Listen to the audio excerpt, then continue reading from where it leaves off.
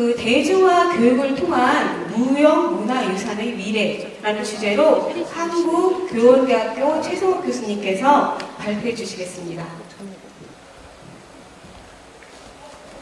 안녕하십니까.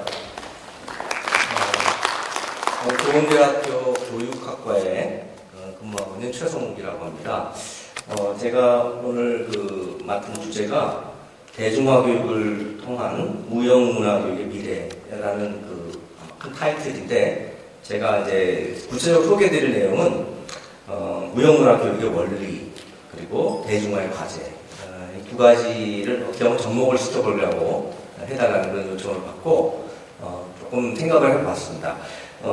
여기 앉아 계신 분들은 대부분 무형문화와 관련된 전문적인 전수 활동에 종사하고 계시거나 혹은 그 일에 관련된 일을 하고 계신 걸로 알고 있습니다. 저는 무형문화와는 아마 개인적으로는 조금 관련이 있어서, 저는 교육학도이지만 몇 년 전 또 그 이전서부터 좀 개인적인 관련을 좀 갖고 연구도 해오고 있습니다. 저는 개인적으로는 이제 제가 전남지방에서 근무를 할 적에 판소리와 관련된 연구를 한 편을 해본 적이 있습니다. 그게 이제 처음 인연이 되었었고요. 그리고 작년도에 문화재청과 경북궁에서 무형문화 전수 교육에 관한 그런 한 가지 과제를 수행한 적이 있었습니다. 여러분들이 무형문화를 너무나 사랑하시는 것처럼 저는 무형문화의 일종인 교육을 무척 사랑하는 사람입니다. 그 어느 쪽도 소중히 여겨야 되기 때문에 한편이 한쪽에 좋은 반려자가 되지 않겠는가, 그것이 저의 평상시의 생각입니다. 그래서 그런 생각을 가지고 오늘 PPT 자료를 통해서 여러분에게 네 가지 주제에 대해서 소주제를 말씀드리려고 합니다. 저기 써 있는 것처럼 우리가 교육이라고 하는 것을 너무나 많이 이야기하고 있기 때문에 교육이 무엇인가에 대한 구체적인 생각을 교육관이라고 본다면 오늘날 국민들이 대부분 가지고 계시는 보편적인 교육관의 문제가 과연 건강한 교육관인가, 저는 그런 문제부터 시작을 하려고 합니다. 제가 세 가지 정도의 교육관을 유형을 소개해 드릴 텐데요.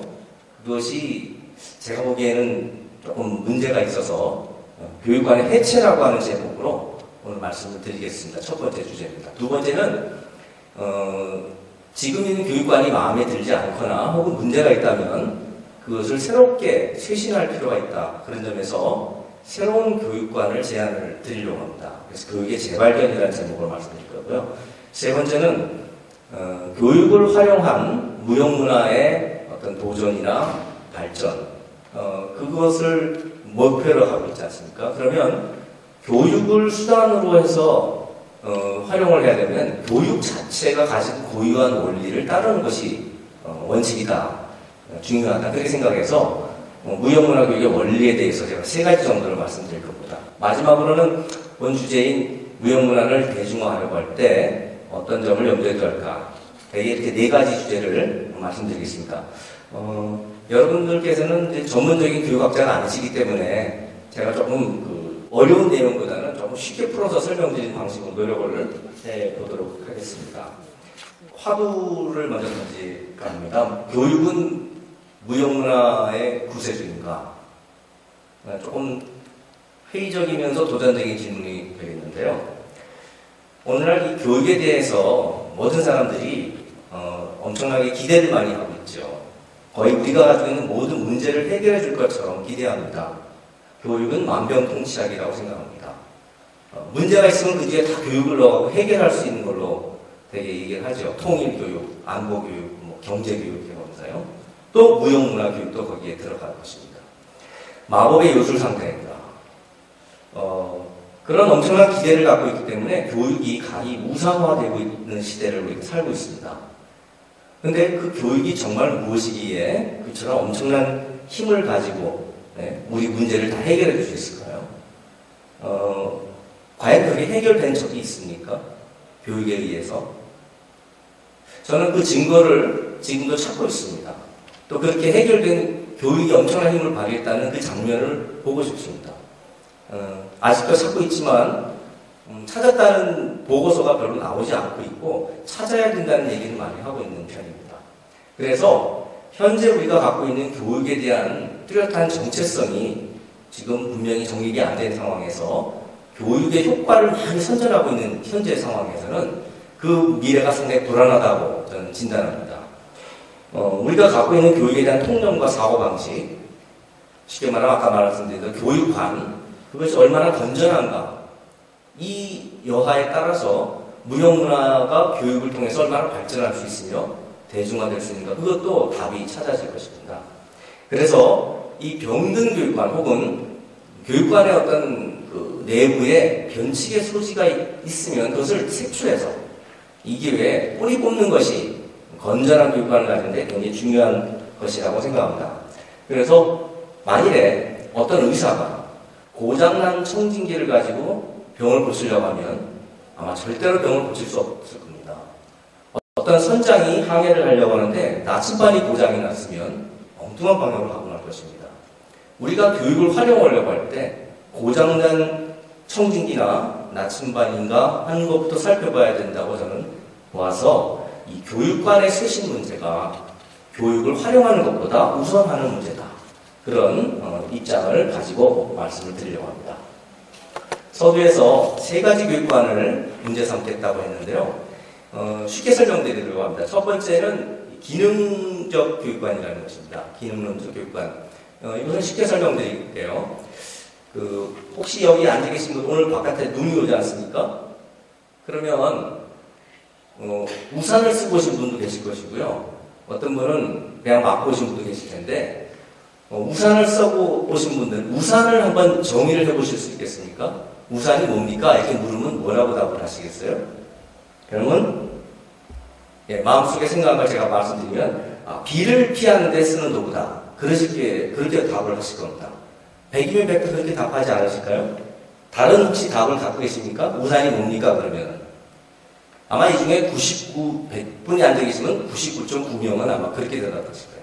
우산은 비를 피하는데 또는 긋는 데 쓰는 도구다. 그렇다면 혹시 이 중에서요 책가방으로 머리를 가리고 오신 분 계시죠? 그때 그 책가방이 우산이 되는 거죠. 혹은 손으로 가리고 왔으면 이 손이 우산이 되는 거죠.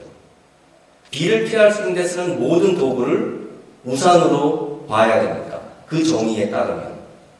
그런 정의 방식을 기능적 정의라고 하는 겁니다. 그러니까 교육이 뭐냐라고 질문을 할 때 기능적으로 답하면은 교육은 우리가 원하는 이러이러한 좋은 결과를 가져오는 그 수단이 교육입니다.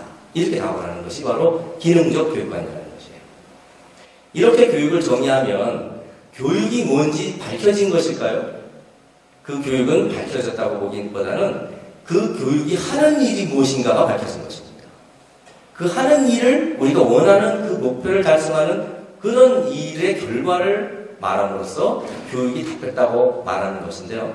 그것은 정체불명의 교육의 효과만 선전하는 것이지 정작 그것을 가져온 교육이 무엇이냐 그것은 아직 대답이 되지 않는 것입니다.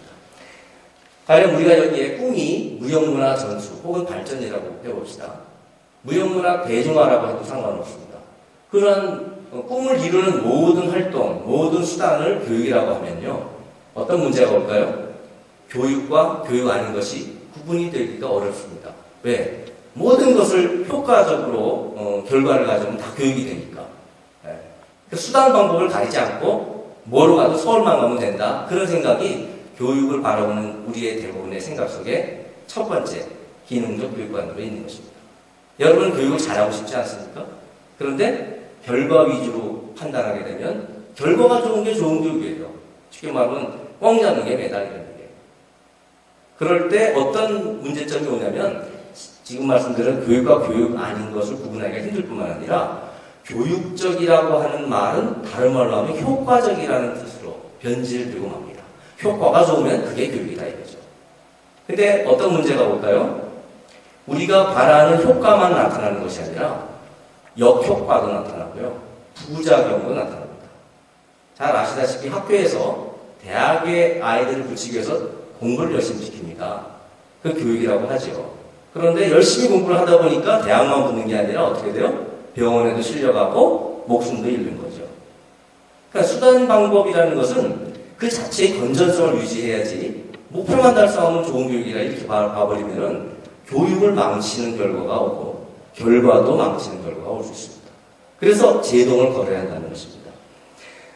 흔히 이렇게 교육을 열심히 하다가 좋은 결과만 오지 않고 교육 결과가 안 좋을 수도 있어요. 그러면 그것을 대개 사람들은 교육의 잘못이라고 말합니다. 그런데 이것은 뭔가 조금 어색하고 이상합니다. 결과가 나쁜 것이 왜 교육의 잘못일까요? 제가 한 가지 비유를 드리려고 합니다. 어떤 농부가 봄에 씨를 뿌렸어요. 아니, 봄에 농부가 씨를 뿌리던 다시요. 농부가 봄에 사과나무를 심었어요. 그래서 사과나무를 몇 년간 잘 기렸습니다. 몇 해 후에 사과나무가 열매를 맺었어요. 보니 배가 열렸어요. 배가.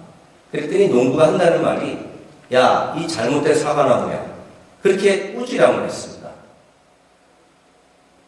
농부의 기대대로 사과가 열리지 않는 거죠. 그럴 때 농부는 잘못된 사과나무라고 야단을 쳤습니다. 사과나무가 뭘 잘못했죠? 사과나무는 잘못한 게 없습니다. 농부가 잘못 생각한 거죠. 엉뚱하게도 배나무를 사과나무로 잘못 알고 있었던 거지 사과나무가 무슨 잘못이 있냐. 지금 우리가 교육을 열심히 한다고 해요. 교육이라는 이름으로. 그런데 결과가 잘못되면 뭐라고 해요? 자기 머리 탓이 아니고 교육이 잘못됐다고 말하죠. 어쩌면 그가 교육이라고 생각했던 것은 교육이 아니었을지도 모르는데 덮어놓고 교육이라고 생각하고 결과가 안 나오니까 교육이 잘못됐다고 말하는 거죠. 잘못된 머리를 가진 농부나 잘못된 머리를 가진 교육관을 가진 사람이나 진배가 없습니다. 그래서 오늘날 우리가 갖고 있는 교육관의 이 기능론적 교육관의 문제는 우리는 교육에 대해서 다 안다고 생각하는 거예요. 교육의 현자라고 스스로 생각을 해요. 여러분 다 현자라고 생각하시죠? 교육에 대해서. 왜? 교육에 대해서 모르는 게 없으시잖아요. 이렇게 질문하면 어떤 분이 아니 우리 교육에 정말 모릅니다. 그러세요? 그러면 교육에 대해서 모르는 거 한 가지만 내보세요. 잘 찾기 힘드시죠? 그러니까 여러분들은 교육의 현자라고 생각합니다. 또 교육은 다 잘못되었다, 병들었다라고 말을 많이 해요. 교육에 문제가 많다. 그래서 내가 교육을 고칠 수 있다고 생각을 해요. 다 교육의 명의가 자기 스스로 명의라고 생각합니다. 이것은 대학에서요. 이 신입생들 제가 면접을 해보면 너는 왜 대학에 교육학과를 진학하니? 그러면 저는 대한민국의 교육을 뜯어보시려고 합니다. 그렇게 답을 해요.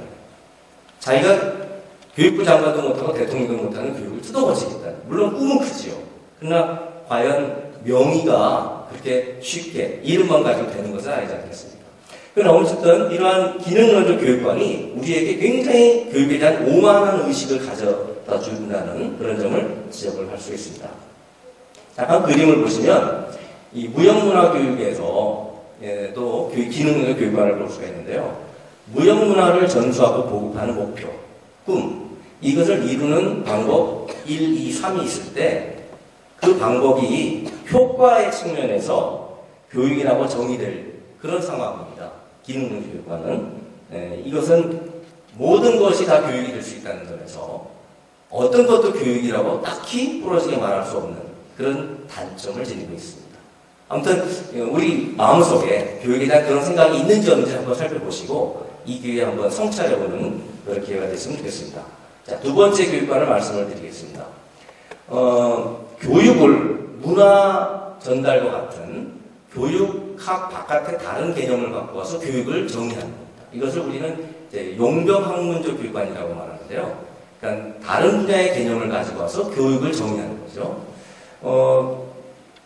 문화 전달이 교육이 되어서 안 되느냐? 사실 이건 너무나 많은 분들이 저런 그 교육에 대한 교육관을 가지고 있습니다.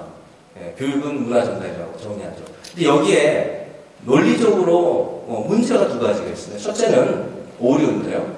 논리적 오류입니다. 자, 교육과 문화 전달이 A와 B인데요. 이 교육하고 문화 전달이면은 이것이 A와 B가 같다 이 말을 하려면 논리적으로 A와 B는 다르다는 게 전제입니다. 구분이 되어야 된다는 거죠. 근데 여러분 교육과 문화전달을 구분할 수 있습니까? 문화전달은 잘 아시는 것 같은데 교육은 잘 아세요? 교육을 문화전달이 아닌 다른 걸로 말을 하고 그 다음에 구분한 다음에 같은지 다른지를 따져봐야 되는 거죠. 근데 이 정의에서는 교육과 문화전달을 처음부터 같은 걸로 봐버리기 때문에 설명된 것은 교육이 아니고 문화전달뿐입니다. 쉽게 말하면 두 번째 착오입니다. 범주 착오. 교육을 교육 아닌 것으로 정의한 거죠. 저런 것을 되게 범주 착오라는 말을 해요. 황금을 밝기로 평가할 수 있을까요? 잘못된 범주를 쓴 거죠. 모양을 색깔로 정의할 수 있습니까? 안 되는 거죠. 교육을 교육 아닌 것으로 정의할 수 있을까요? 그럴 수 없다는 거죠. 근데 뭐 너무나 많은 제 동료들, 교육학자 또 일반인들이 교육은 이거야, 저거야 라고 정의를 많이 할 때 그분들이 머릿속에 정말 그 교육이 뭐냐 사실은 공백으로 남아 있습니다. 그래서 학문에서 많이 그 오류를 범하기는 합니다만은 일반인들도 거기에 쉽게 묻어가서 교육은 딴 게 아니다, 문화마다, 문화 전달이 교육이다. 이렇게 교육을 정의해버리면 사실은 교육이 정의된 것이 아니라 문화 전달로 교육을 덮어씌운 것에 불과한 거죠. 교육은 여전히 사실은 설명이 안 된 겁니다. 아까 기능론적 교육관하고도 이게 연관이 되어 있어요. 어쨌든 여기서 말씀드린 것은 수많은 외래 개념을 가지고 교육을 정의한다는 거죠. 이 문화인류학자들은 문화라고 하는 것은 사람을 어떤 면에서 감옥에 가둔다 그런 얘기를 합니다. 문화의 수인, 감옥 숫자인데요. 감옥에 가둔 거예요. 그래서 한번 어떤 문화에 소속되면 그 문화의 틀을 쉽게 벗어나기가 힘들어요. 그래서 이 문화가 계속 발전하고 쇄신해나가는 과정을 문화인류학에서도 다시 설명할 수 있는 체계가 별로 없지요. 현재 상황. 역사는 있어요. 문화가 발전한 역사는 있는데 이론적으로는 설명하기가 어렵습니다. 그래서 문화 창조라는 면에서 어떤 면에서 문화인류학이 이론적으로 다소 공공하지 않는가 저는 개인적으로 생각을 하고 있습니다. 이제 세 번째 교육관을 말씀드리죠. 좀 속도를 내야 될 것 같죠. 제가 허락된 시간이 3시 10분까지죠. 그렇습니까? 그죠? 네, 속도를 내야 될 것 같아요. 그 다음에 이제 제도적 교육관이라는 세 번째 교육관인데요. 이것은, 대개 학교를 교육이라고 생각하는 거예요. 학교는 교육하는 곳이다. 예. 이것을 대중적 미신이라고 표현합니다. 학교 안에는 사실 교육만 있는 것은 아니죠. 학교 안에는 교육 아닌 것이 더 많습니다. 그것을 가장 잘 얘기했던 학자 중에 라이머라고 하는 학자가 있어요. 이 학자는 학교의 4가지 기능을 말한 적이 있어요. 첫 번째는 보호 감독 기능을 한다. 학교는 타가소다 이거예요. 두 번째는 학교는 사회 선발을 한다 이거예요. 피라미드 사회에 높은 곳과 낮은 곳에 누구가 거기 가야 될 것인가, 누구는 출세하고 누구는 청소할 것인가, 뭐 이런 걸 정하는 것이 학교라는 거예요. 세 번째는 학교는 인성교육을 한다는 거예요. 그 사람은 인성교육이라는 말 대신에 교화라는 말을 썼어요. 우리는 그걸 또 교육이라고 잘못 생각하는 거죠. 인성교육이라는 말로. 엄격히 말하면 교화입니다. 인덕트리네이션이라고 하는 거죠. 그래서 이렇게 학교 안에서는 교육 말고도 보호소 기능, 또 사회선발 기능, 교화 기능 이런 걸 하고 있다는 겁니다. 실제로. 그렇기 때문에 학교를 교육하는 장소로 보는 이것은 잘못된 고정관념이다. 교육은 오히려 학교 바깥에서 더 넓게 펼쳐져서 전개가 되기 때문에 앞으로는 이제 학교와 교육을 같게 볼 게 아니라 차별화해서 봐야 된다는 거죠. 그런 그림을 제가 한 가지 제시를 하겠습니다. 이 그림이 지금까지 그 학교와 교육에 대해서 우리가 총체적으로 살펴볼 수 있는 그림입니다. 여기 보시면 왼편에 학교는 교육만 하는 곳이 아니라 정치, 경제, 사회문화, 심리 등등 여러 가지 일이 동시에 일어나는 곳이죠. 쉽게 말하면 학교는 복합적 생활 공간입니다. 근데 이것을 오로지 교육의 공간으로 보는 것은 오류겠죠. 두 번째로 교육이라고 하는 것은 학교에서만 일어나지 않기 때문에 우리 전 생활 영역, 가정, 직장, 학원, 가상공간까지 모든 것에서 교육이 일어납니다. 근데 이때 이제 궁금한 것은 이 그림에 있는 그 교육이 무엇이냐는 것이죠. 이 그림은 그 교육은 아직도 답이 찾아지지 않고 있다라는 것입니다. 그래서 이제 새삼 이 그림을 토대로 해서 교육을 재발견하는 과제가 우리 앞에 놓여 있습니다. 교육의 재발견은 첫 번째는 어떤 성취를 너무 앞세우지 말 것. 두 번째는 다른 학문에 기대지 말 것. 즉, 교육의 고유한 개념을 찾아서 그것을 성질을 드러낸다. 세 번째는 학교라는 제도와 구분해서 볼 것. 이 세 가지 원칙만 지킨다면요, 교육을 누구든지 찾을 수 있는 가능성이 있습니다. 그래서 제가 한 가지 이야기를 해드리려고 합니다. 제가 들은 얘기입니다. 제주도에 어느 서예가 한 분이, 아마 지금은 자꾸 하셨는지 모르겠어요. 제가 조남은 제가 잊어버렸는데, 그분이 예전에 예술의 전당에서 일생 마지막으로, 처음이자 마지막으로 전시회를 한 적이 있다고 들었습니다. 근데 그분의 얘기가 제가 들은 바가 있는데요. 이분은 젊어서 붓을 들고 세계를 제패하겠다, 그런 야심을 가졌어요. 붓 한 장으로 세상을, 내 이름을 날리고 제패하겠다. 그래서 열심히 서예를 정진했어요. 하다 보니 어느 날 그 야심은 온데간데 사라지고 그 묵향에 푹 젖어가지고 먹 가는 대로, 마음 가는 대로. 그래서 쉽게 말하면 서도에 정진하게 되었어요. 그로부터는 야심을 잊어버렸습니다.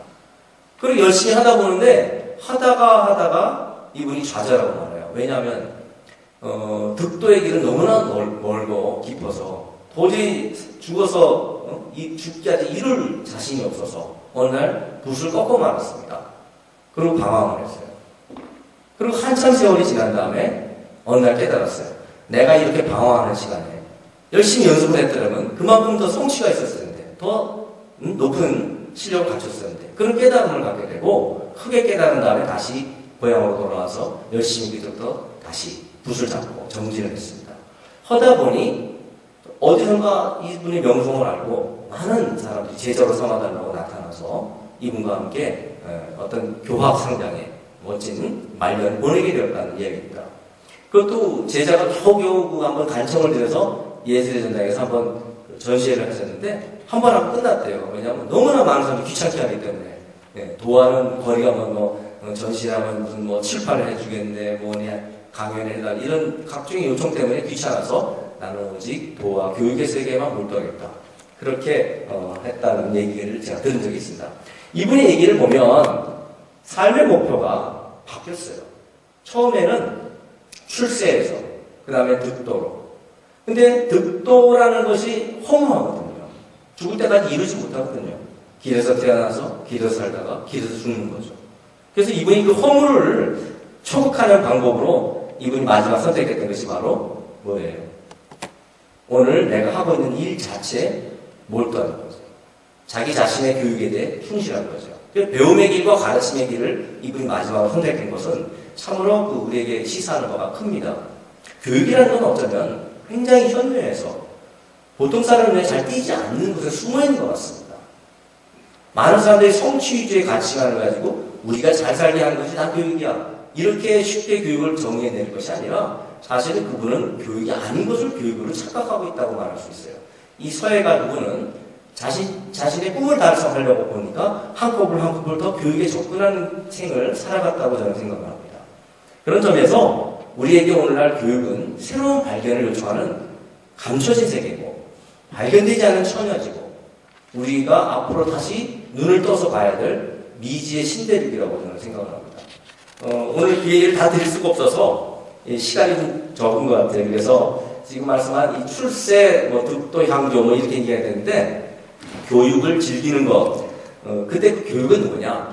제가 여러 가지 그 그림은 구분을 좀 해놨습니다만은, 저는 이제 이 설명을 좀 생략을 하고요. 크게 보면은 출세는 세속계적인 야망이죠. 그리고 득도라는 것은 수도계라고 하는 우리 자신의 수양과 또 인간의 어떤 가능성을 가장 최고적으로 달성하는 것, 그런 목표가 있는데요. 득도 같은 것도 우리가 중요합니다만은 그거보다는 어떤 현재의 삶에 충실하고 자기 자신의 완성을 위해서 오늘 계속 노력하는 그 성실한 마음으로 살아가는 그 세계, 그게 어쩌면 교육이 아닐까, 그런 생각을 합니다. 그래서 그림 하나를 제가 제시해서 보여드리려고 합니다. 지금 이 설명을 좀 넘어가고요. 이 부분은 조금 구분해 보시면요, 우리가 그 세속계에 잘 살기 위해서 출세하려고 하는 것이 사실 사회화입니다. 교육이 아니고요. 그러니 교육을 사회화라고 정의하는 사람들도 있는데, 이것도 용병학문적 정의거든요. 사회화는 우리 조상들이 보시기에는 소인의 삶으로 출세하는 거예요. 그건 교육이 아니었어요. 군자가 가는 길, 수도의 길을 가는 것, 그것이 교육이라는 거죠. 그래서 사회와 교육은 사실 정반대의 삶의 목표를 가지고 있어요. 사회의 목표는 권력, 재물, 지위, 명예 이런 것이에요. 그걸 교육의 목표라고 부르고, 교육의 목표는 진선미성, 인간으로서 가장 지구한 어떤 목표에 도전하는 꿈을 이루는 과정이 교육이라는 거죠. 그래서 이 두 가지를 구분해야 된다. 삶의 목표는 제가 이렇게 세 가지를 구분하고요. 요 그림 전에 요거를 한 잠깐 보여주실까요? 미안합니다. 예. 무형문화가 무엇인가? 사실 무형문화는, 여러분들이 다 각 분야마다 경험하시는데요. 이 왼쪽에 무형문화라고 하는 것에 보이지 않는 체험 구조가 있죠.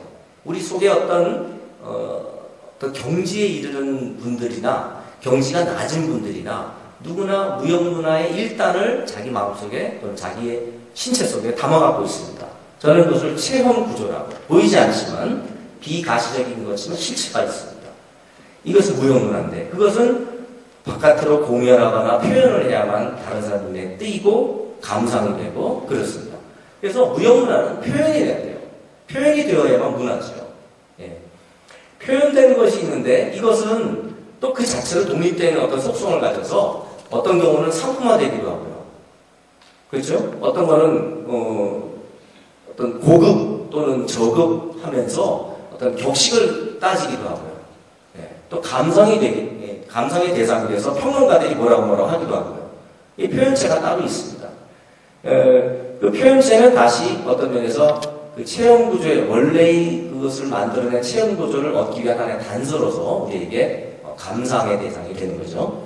그래서 이 무형문화의 전체를 보면 내면성과 외면성의 두 가지가 요소고 그들 사이를 왔다 갔다 하면서 무형문화의 전체가 만들어지는 것 같습니다. 이때 제가 보다 더 주목하고 싶은 것은 이 왼쪽의 체험 구조입니다. 무형문화를 배운다, 무형문화를 전파한다 하는 것은 표현체인 외부의 어떤 표현물을 전파하는 게 아니라 사실은 우리 몸 안에 담아갖고 있는 보이지 않는 그 가시적인 실체를 서로 간에 교섭하고 전달하고 습득하는 그것이 아닙니까? 그렇게 볼 때 이 무형문화는 사실은 수준이 있습니다. 여기 적어도 이제 두 가지 수준만 그려드렸습니다만은 수준은 사실 무한히 많죠. 그 수준 중에서 어떻게 하면 나의 현재 수준을 한 단계 더 높일 건가? 이것이 무형문화를 배운 모든 제자들의 꿈이죠. 어떻게 하면 나도 스승처럼 높아질 수 있나? 그 다음에 제자들을 거느린 분은 항상 고민이 많아요. 왜 제자는 내가 아는 이것을 빨리 못 가져가나? 왜 나처럼 못하나? 서로 간에 고민이 있죠. 이 고민을 풀어주는 해법을 바로 여러분들은 무형문화 교육이라고 하시죠. 그런데 문제는 그것을 어떻게 풀이하느냐 하는 거예요. 교육이 어떤 방식으로 전개되는 것이 옳으냐는 거예요. 이때 앞에서 말씀드린 성취위주의 또는 다른 그 고정관념으로 또는 제도에 의지해서 규정한 것이 아니라는 거예요. 그래서 이 무형문화에 가장 고민되는 이 부분, 어떻게 하면 그 품위를 한 단계 높이거나 또 낮은 사람에게 소개를 잘할 수 있어서 나처럼 될 수 있게 만들 수 있느냐. 이 부분에서 제가 교육이라는 부분을 쓰고 싶습니다. 낮은 품위에서 높은 품위로 올라가는 과정을 우리는 배움이라고도 하는데요. 또 높은 품위가 낮은 품위를 소개하는 것을, 낮은 품위에게 소개하는 것을 가르침이라고 하죠. 제가 비유를 들어서 이것을 잠깐 설명을 드리겠습니다. 두 가지 비유를 들 수 있어요. 동굴의 비유라는 것이 있습니다. 이것은 이제 서양의 철학자가 어떤 사람들이 동굴 생활을 하다가 어느 날 동굴 바깥에 환한 세상으로 나가기 위해서 아주 애를 쓴다는 거예요. 캄캄한 세상에서 밝은 세상에 나오기가 쉽지 않잖아요. 그냥 길을 쓰고 나오다 보니까 그 광명한 세상을 보고 예전에 내가 얼마나 어리석은 생활을 했는가, 그 캄캄한 세상 속에 같이 있었나 깨닫고 다시 누가 시키지도 않았지만 동굴 속에 들어가서 그 어두운 동굴인들에게 당신들이 보고 있는 이게 전부가 아니다라고 설득을 하려고 노력을 해요. 그것이 이제 동굴의 비유에 나오는 유명한 얘기입니다.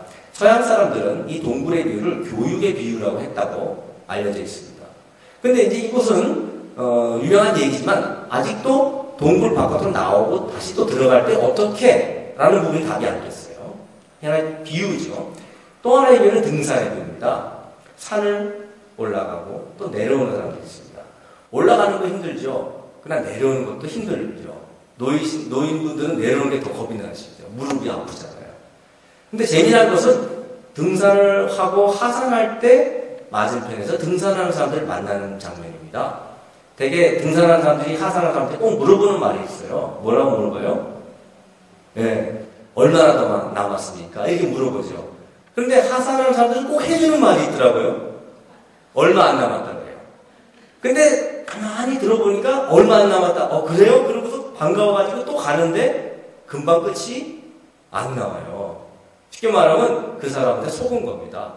그러니까 속으로 뭐라고 해요? 나쁜 자식 말이야. 응? 나한테 진실을 말해줬어야지. 그런데 만약 그 사람이 그 당시에 진실을 말해줘서 지금부터 오신 건 10배는 가셔야죠. 이랬으면 어떻게 될 수가 있어요? 아마 포기하고 집에 갔을 겁니다. 그러니까 그 사람이 거짓말을 할 때 기가 막힌 거짓말을 한 거예요. 어떻게 하면 이 사람을 도울 수 있을까? 그것은 어떤 면에서는 정말 그 스승의 마음입니다. 스승은 때로 제자가 엉터리 때도 잘했다. 너는 잘할 수 있어. 이렇게 격려하는데 그게 바로 교육의 지혜라는 거죠. 거짓말이 아니라 그것은 제자를 돕기 위한 스승의 충정입니다. 그게 기술입니다. 교육 잘하는 기술이에요. 그래서 이 등산가와 하산가의 비유를 통해서 교육을 어렴풋이나마 살펴본다면 이제 교육의 비밀을 풀어내겠습니다. 교육의 구조입니다. 교육은 아래에서 위로 향하는 상구라는 활동하고 위에서 아래로 문을 열어주는 하와라는 두 가지 다른 활동으로 이어져 있습니다. 상구는 그냥 마음대로 하는 게 아니라 6가지 원칙을 따라서 해야 됩니다. 하와는 마찬가지로 6가지, 쌍이 되는 6가지 규칙을 통해서 해야 됩니다. 첫 번째 상구의 원칙 1번 자리. 이것은 하와의 이타하고 짝을 이루는데요. 이것을 행위의 동기라고 합니다. 상구라는 것은 자기 자신의 문제를 해결하는 것이 가장 큰 문제예요. 하와는요, 남의 문제를 해결하는 게 큰 문제예요. 이때 우리가 예전서부터 썼던 고전에는 이런 말이 있습니다. 자각각타 또는 부도와 해합 또는 성불과 재중 또는 수기치인. 여러 고전에서는 동양의 문헌에 보면 이 상구와 하와의 동기를 그렇게 설명을 했어요. 자기 문제와 남의 문제, 어느 것을 우선시할 것인가. 두 번째, 혁신 대 보수라고 하는 것은요, 변형의 방향입니다. 자, 상구한다는 것은 지금보다 꿈도 꾸지 못할 낮아지대로 화려하게 변신하는 거예요. 알에서 애벌레가 되고 애벌레가 성충이 되는 비상하는 모습으로 발전하는 것이 혁신입니다. 교육에서 변형의 방향은 바로 혁신하는 나 자신을 만나는 거죠. 반대편에서 하와는 뭡니까? 자기 자신이 변하는 게 아니라 제자가 나처럼 변해서 결국 스승님이 옳았다는 얘기를 해주는 데 있어요. 스승의 입장에서 보면은 내가 옳았음이 증명되고 나의 정통성이 인정되는 것을 말하는 거죠. 그게 변형의 방향입니다. 보수라고 하는 것이죠. 세 번째는 존전 대 존후라고 했어요. 이것은 품위의 차이가 있을 때 서로 어떻게 양해할 것인가. 품차의 양해라는 말로 설명합니다. 존현. 여러분 스승 깔고 오면 배울 수 있나요? 없나요? 죽어도 못 배웁니다. 스승을 존중하는 마음이 있어야 돼요. 그런데 대개 보면요. 하수가 고수를 우습게 합니다. 잘났어. 이런 마음이면 돼요. 그러면 저 존현이라는 원칙이 어긋난 거예요. 겸손해야죠. 혹시 잘 모르지만 대단한 거 있으실 거야. 여러분 판소리 배운 제자들이 그래요. 스승님 목소리를 처음 탁 들고 나서 실망한다는 거예요. 내가 이 소리 배우러 온 게 아닌데 쌀가문이 짊어지고 근데 20년쯤 지나야 된다는 거예요. 그 소리를 알려면 첫 단계에서 단추를 잘 끼는 것이 존현이에요. 스승님이 내가 지금 이해 안 되지만 뭔가가 있을 거야. 예, 그런 불신을 연기하는 그런 자세가 존현이에요. 반대로 스승을 깔보고 하는 것을 저합제라고 합니다. 하루가 가지고 법무서를 모르는 거죠. 이게 존현이에요. 반대로 스승은 존우라고 합니다. 어리석은 제자가 나타났는데 발로 차버리고 죽겠죠. 예? 애들은 가라. 근데 진짜 스승은 그렇게 안 해요. 그것은 고압제하는 선진이고요. 진짜 스승은 제자의 매력은 그의 어리석음에 있다. 이렇게 생각합니다. 나도 한때는 저랬고, 저 사람도 나처럼 노력하면 나처럼 될 수 있고, 그렇기 때문에 어리석을수록 더 매력을 느끼는 것이 스승의 마음이에요. 여러분도 그러시죠? 근데 많은 사람들이 그렇게 안 해요. 잘난 제자, 떡잎이 꽤 있어 보이는 제자가 나의 제자가 된다고 생각을 해요. 바로 이 존유의 규칙에 어긋난 거예요. 진짜 제자가 누구냐? 진짜 나를 필요로 하는 사람이 누구냐? 어리석을수록 더 필요로 해요. 만약 현명하다면 내가 왜 필요합니까? 그러므로 스승의 마음에는 좋은 어리석은 제자를 매력있게. 그는 아직 가공되지 않은 보석이야. 내가 가공을 잘하도록 도와주면 나 이상은 클 수 있어. 이게 스승의 낙관과 신뢰입니다. 이 존유라는 규칙이 쉽지 않습니다. 문턱이죠. 관문이죠. 네 번째는 순찰의 역사. 순찰이라고 하는 것은요, 천리길도 한 걸음부터 해요. 여러분, 높이뛰기 선수가 높이뛰기 도전할 때 지금 1m를 겨우 뛸 이 친구가 목표를 정하면은 어디를 정해야 될까요? 바로 2m 세계 신기록에 도전하면 안 되겠죠. 그 사람은 병원에 실려가고 합니다. 몸 다치고요. 1cm를 높여야 됩니다. 그 말은 뭐냐면 목표는 바로 내 다음 단계를 목표로 해야지 저 위의 목표, 위대한 목표, 이건 반드시 실패합니다. 그러므로 자기가 달성하는 가장 도전적인 목표를 찾아내는 지혜, 그것이 순차의 원칙입니다. 역차는 더 어려워요. 어떤 면에서. 제자에게 내가 아는 걸 가르치려고 해요. 그럼 실패합니다. 반대로 어떻게 돼요? 제자가 모르는 걸 가르쳐주는 것이 역차입니다. 여러분, 강문에서 징검다리 놔주려고 할 때 저는 스승은 이쪽에 있고 제자가 저 강 건너편에 있어요. 징검다리, 첫 번째 징검다리 스승 앞에다 놓으면 돼요, 안 돼요? 제자 보고 여기 건너 뛰어와라 이렇게 스승 앞에다 징검이 놔주는 그런 우매한 스승이 있을까요? 많은 스승이 그렇게 한다는 거예요. 야, 여기가 목표야, 빨리 뛰어와. 아니죠. 제자 앞에다 놔줘야죠. 거기까지 오면 그 다음에 하나 더 놔주고. 스승의 입장에서 볼 때는 역순으로 다가와야 돼요. 이것은 쉽게 풀어서 뭐냐, 스승은 자기가 아는 걸 가르치려고 하지 말고 제자가 모르는 걸 도와주려고 해야 된다는 거죠. 근데 많은 스승이라는 분들이 자기가 기준이에요. 왜 나처럼 안 해? 나처럼 왜 너 불성실한 것 같아? 아니요. 불성실한 게 아니라 못하는 겁니다. 스승이 필요한 이유. 피아노 레슨하는 사람들은요, 자기가 아는 걸 가르치려고 하는 게 아니라 지금 제자가 어디서 실패하는가를 주목하는 거예요. 그걸 도와주기 위해서 레슨하는 게 필요한 거죠. 그래서 이 순차와 역차라는 것이 단계의 배열이라고 하는 중요한 원칙입니다. 다섯 번째는 자조 대 원조라는 것입니다. 협동활동의 형식인데요. 두 사람이 어떻게 협동을 해나가는가? 자조는 마치 애 낳는 여인처럼 출산의 과정에 비유돼요. 아무도 나 대신 애를 못 낳아주는 거죠. 반대로 원조는 산파 역할이에요. 애 낳도록 도와주는 거예요. 그런데 여러분, 산파가 산모는 아니지만 산파가 용을 써야 안 써요? 영화에 보니까 용을 더 쓰더라고요. 빨리 나오면서 용을 더 쓰는데 산파의 역할이 있더라고요. 그 역할의 도움을 받아서 애가 쑥 나오죠. 이것을 또 다른 말로 하면요, 산모는 뱀의 험을 벗는 것처럼 지금 자기가 불가능한 도전의 과제에 도전해서 자기 허물을 홀딱 벗는 거예요. 전혀 다른 모습으로. 그렇게 하기 위해서 기를 쓰고 노력을 하는 거죠. 스승은 반대로 허물 쓰기라고 합니다. 많은 옛날 이야기에 보면요, 스승들이 이 둔갑하라고 많이 나타나더라고요. 도가 높은 스님이 무슨 거지처럼 둔갑하게 나타나거나, 네? 아리따운 무슨 묘력의 여인으로 나타나서 제자들을 이렇게 유도를 해요. 그것이 스승의 원조하는 방식이거든요. 예. 긴 얘기는 못 드리고 거기까지 말씀드리고, 마지막으로는 자증 대 타증이라는 원칙인데요. 이것은 품위의 평가입니다. 우리 자신이 얼마나 위대하게 변할 수 있는가 하는 것은 결국 내 자신이 변함으로써 증명이 됩니다. 예, 이것은 말로 되는 것이 아니죠. 그래서 서양 말로는 이런 말이 있어요. 나는 알았다. 예, 유레카라는 말이 있는데, 이것은 뭐냐면 풀지 못한 문제를 풀고 나니까 자기 자신이 가장 열광하는 그런 증명이 된 거예요. 내가 변함으로써 세상이 달리고 있다는, 그게 자증입니다.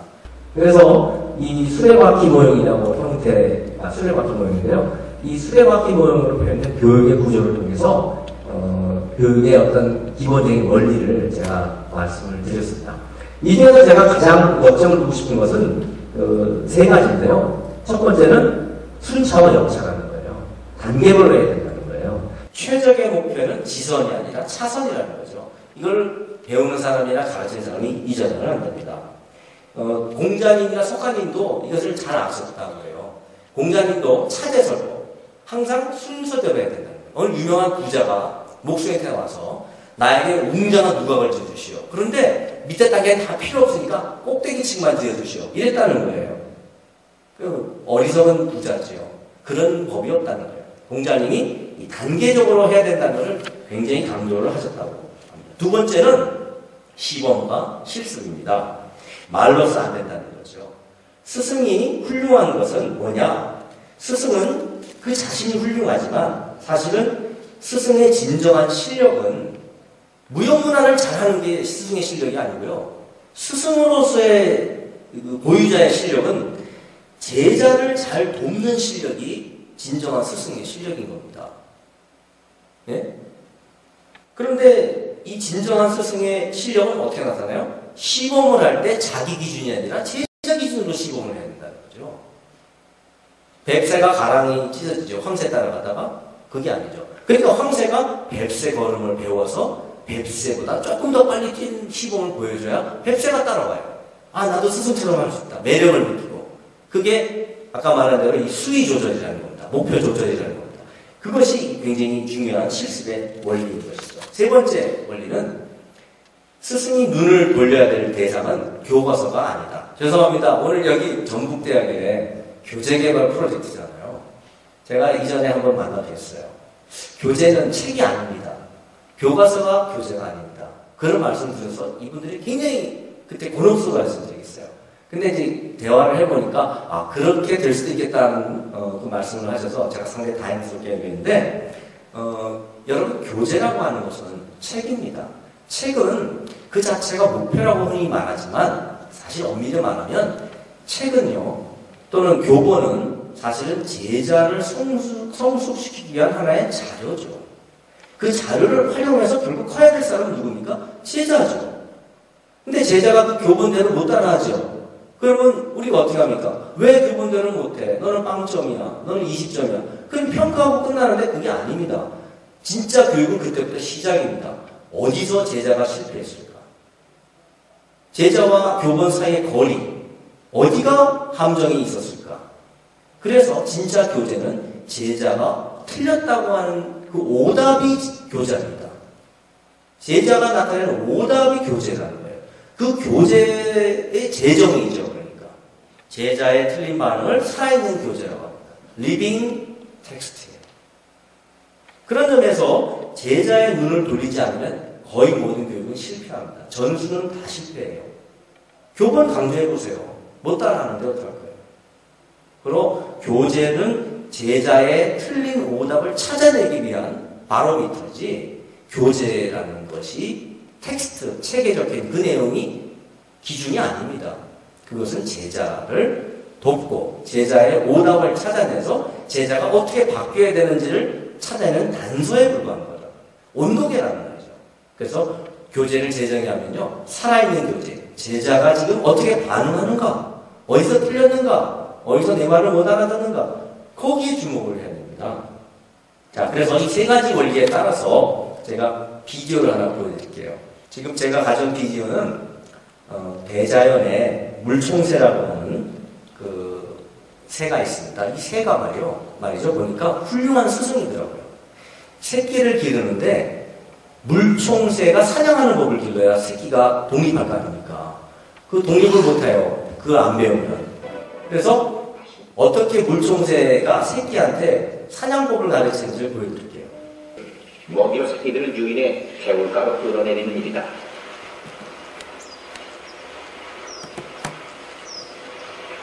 어미새는 둥지 안에 있을 때만큼 새끼들에게 먹이를 후락후락 건네주지 않는다. 이전부터 새끼 물총새에게 물고기는 단순한 피닉거리가 아니라 어미새가 새끼를 훈련시키기 위한 아주 유용한 미끼가 되는 것이다. 새끼들을 개울가로 끌어내린 후부터 어미새의 본격적인 조련이 시작된다. 영문을 모르는 새끼새가 먹이를 달라고 떼를 쓰며 부치어보지만 어미새는 쉽사리 먹이를 주지 않는다.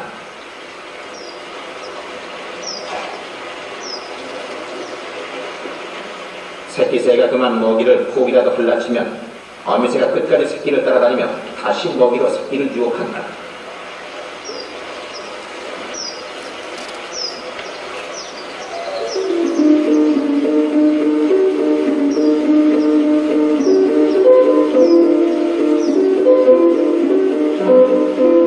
새끼새가 어미새의 의도를 깨달을 때까지 어미새는 수시로 날개를 번쩍번쩍 들면서 새끼의 심리를 자극한다.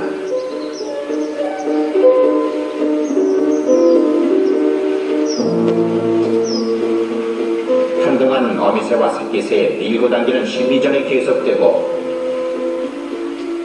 새끼새는 다시 달아나는 어미새를 쫓아다니며 먹이를 달라고 조르지만 어미새는 그래도 단호하다. 새끼새는 어설픈 날갯짓으로 더욱 띠를 쓰며 보채고 그러는 동안 저도 모르게 날개에 힘이 붙기 시작한다.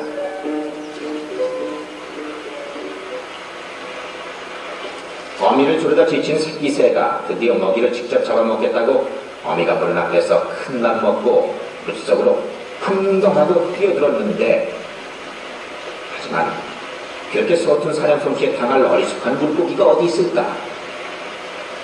그렇지만 한 번 시도했다는 자체가 새끼새에겐 큰 경험이다.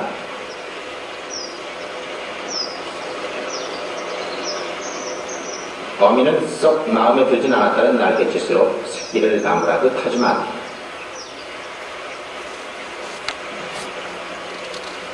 결국 포상으로 새끼에게 먹이를 준다.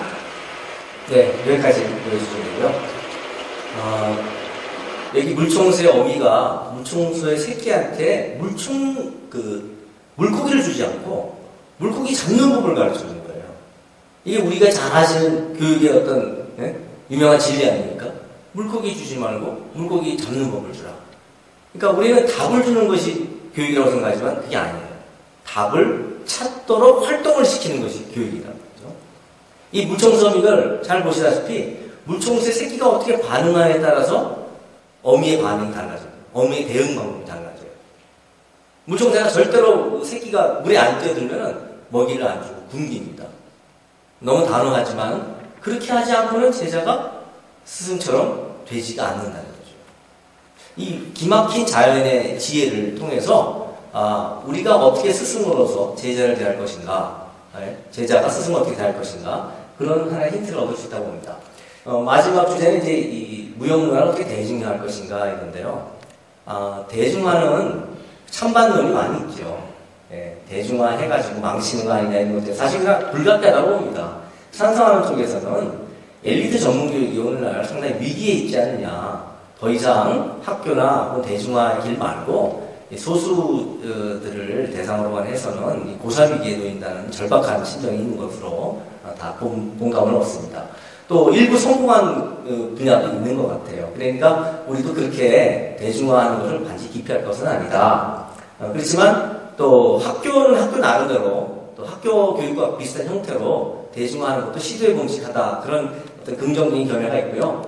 반대하는 사람들은 자칫하면 우리 고유한 것인데 외래 문화 섞이면 어떡하나. 문화적 주체성의 상실. 지금 보면 한류가 뭐다 세상에 세계로 뻗어나가는데 그 한류가 우리 전통 문화 아니잖아요.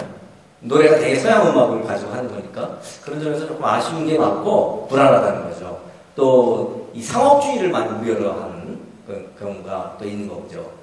그 다음에 이 학교 자체가 얼마나 학교 교육 형태가 그렇게 효과적인 것 같지 않은데 이 무형문화를 학교 교육 형태로 했을 때 얼마나 그 성과를 기대할 만큼 거둘 수 있는가. 다소 아직은 명확하게 그 답을 내리긴 어렵고 많은 그 실험과 시행착오를 거쳐야 되는 주제인 것 같습니다. 저는 이 찬성과 반대 어느 쪽도 아니고요.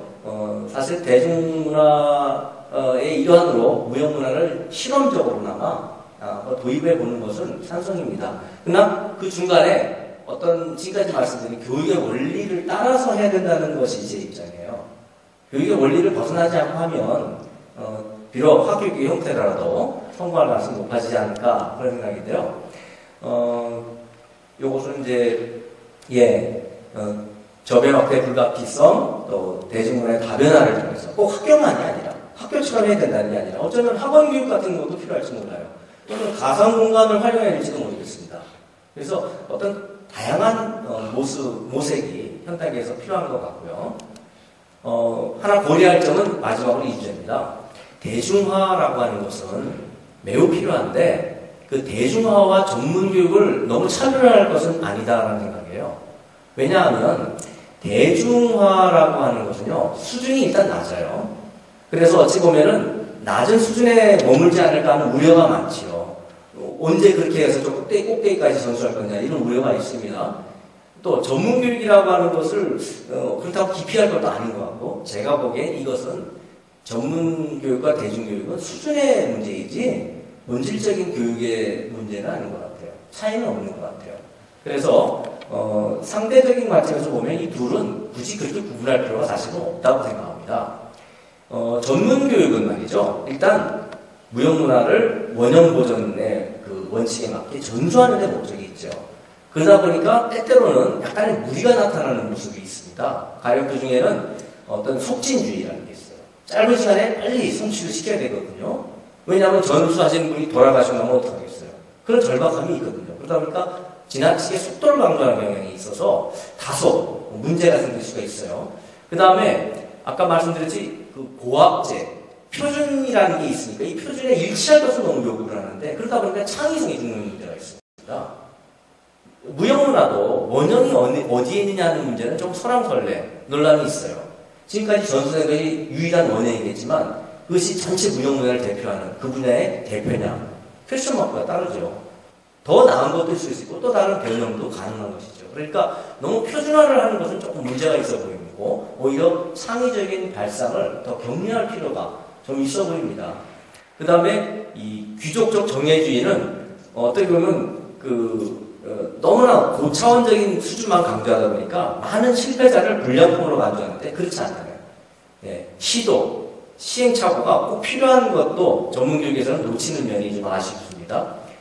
일반 대중교육은 저는 그래서 앞으로 대중화를 한다면은 몇 가지 원칙에서 저는 이런 원칙을 잘 지켜서 진행되면 좋겠다는 희망이에요. 첫째는 일반 대중과 교섭할 때는 어떤 것보다도 교육 자체를 즐기도록 공부하는 건 재미있는 거다. 무형문화를 가져가면 더 재밌다. 이런 과정을 즐길 수 있는 마음을 갖도록 하고 그 활동을 하게 하는데 목표가 있어야 된다고 봅니다. 그래야 저변 확대가 되고 그렇습니다. 그러니까 이 목표보다는 목표가 바로 즐기는 게 있다 이거예요. 공자님도 그런 얘기 했어요. 학불령 교불권. 어떤 특정한 걸 배우는 게 중요한 게 아니라 그 배우는 과정 자체를 즐겨야 된다는 거고 또 가르치는 것 자체가 목표가 뭐냐? 가르치는 걸 즐기는 게 목표라는 거예요. 그걸 내재적인 가치라고 하는데요. 대중문화화 할 때 이 점을 놓치면 안 된다고 봅니다. 두 번째는 수준은 도토리 키재기라서 어떤 면 죄송합니다. 이런 말씀드려서 높아봐야 거기고요. 낮아봐야 거기입니다. 더 높은 사람이 있을 수 있고 더 낮은 사람이 있을 수 있어요. 그렇기 때문에 어떤 특정한 소재가 표준화되어서는 안 되고 그것은 어떤 면에서 서로 다른 계절에 수확하는 서로 다른 열매인 거죠. 수준이 낮다고 해서 우습게 보면 안 되고 그것을 발판으로 해서 점점 수준을 높여가는 탈바꿈의 과정을 확실하게 경험하는 것이 목표지 수준이 낮으면 어떻습니까? 그러니까 저변 확대를 할 때 이 점을 놓치면 안 돼요. 우리가 지금 고급 문화를 추구하는데 지금 그 찌질하고 갖고 하냐.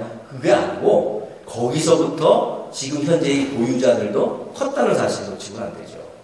처음부터 위대한 천재가 탄생된 게 아니죠. 오랜 세월의 내공을 거쳐서 각 단계에 충실했기 때문에 거기까지 간 거 아닙니까? 그럼 현재의 대중교육도 바로 그 점에서 출발하고 각 단계를 가능하면 충실하게 생략하지 말고 매번 거기서 열공할 수 있게 그런 환경을 조성해 주는 것이 대중교육의 성공을 나갈 수 있는 기반이라고 봅니다. 그래서 수준이 얼마나 높으냐가 아니라 노력의 수준이 얼마나 높으냐, 노력을 얼마나 하냐, 또 그것을 얼마나 즐기는 수준이 높으냐 이런 데 기준을 바꾸는 것이 좋다고 생각합니다. 공자님이 그 말씀하셨죠. 아는 것은 좋아하는 것만 못하고 좋아한다고 해봤자 즐기는 것만 못하다. 즐기는 게 최고입니다. 그게 따옴입니다. 즐길 수 있을 때 진정한 대중문화 그것이 기반을 잡을 수가 있습니다. 그래서 이 4단계마다의 교육의 활성화가 앞으로 무형문화를 정말 더 창의적으로 확산시키고 또 그 수준을 깊게 할 수 있는 발판이 된다고 봅니다. 사실요, 무형문화에서 표준을 위에다 두고 이것을 본따라 할 때 그 배우는 사람은요, 사실은 모방이라고 하지만 틀렸습니다. 최근에 교육학에서는 그걸 모방이라고 하지 않고요, 모방은 창조라고 말합니다. 이게 무슨 뜻이냐면요, 높은 수준을 경험한 사람 입장에서는 나를 흉내내는 거죠. 그러나 지금 그걸 처음 배워나가는 사람 입장에서는 일생의 최초의 도전인 겁니다. 바로 지금 배우고 있는 그 수준이 바로 창조를 하고 있는 거죠. 그러니까 모방이라고 하는 것은 관점이 다른 거예요. 그 배우는 사람 입장에서는 창조입니다. 그러니까 그 창조 체험을 여실히 하면 수준이 낮더라도 창조적인 경험을 해보면 높은 수준에 가서 더 발전시킬 수 있는 창조력의 기반이 만들어지는 거죠. 그러니까 모방이 아니라 그 사람 입장에서는 창조라는 것, 가볍게 평가해 줘야 된다는 것, 그렇게 해야 장기적으로 효과가 있고요. 그리고 저변 확대가 되면 앞으로 많은 사람들의 수요가 또 생겨날 것입니다. 마지막 이 그림을 보시면은 오늘 이 주제가 무형문화의 대중화 아닙니까? 교육을 통한 대중화라고 하셨는데, 사실 대중화라고 하면요, 여기 보시는 교육만 있는 게 아니고요, 교육 말고 정치, 경제, 사회, 문화, 심리, 생태, 역사, 이 모든 여건을 다 고려해서 대중화를 해야 됩니다. 무형문화의 대중화에 교육만 잘 된다고 되질 않아요. 만약 그렇게 고집을 묘랑하시면 이 그림을 좀 염두에 두셨으면 좋겠어요. 정치권도 끌어들여야 돼요. 정치의 힘도 얻어야 돼요. 경제의 도움도 당연히 필요하고요. 예. 그래서 어설프나마 제가 한 교육학대 입장에서 무형문화를 사랑하는 또 한 사람으로서 교육학대 입장을 전달해드렸습니다. 오해가 있으시면은 혹시라도 저에게 따로 질문해 주시면 나중에 가서 기회 되면 답변을 드리겠습니다. 감사합니다.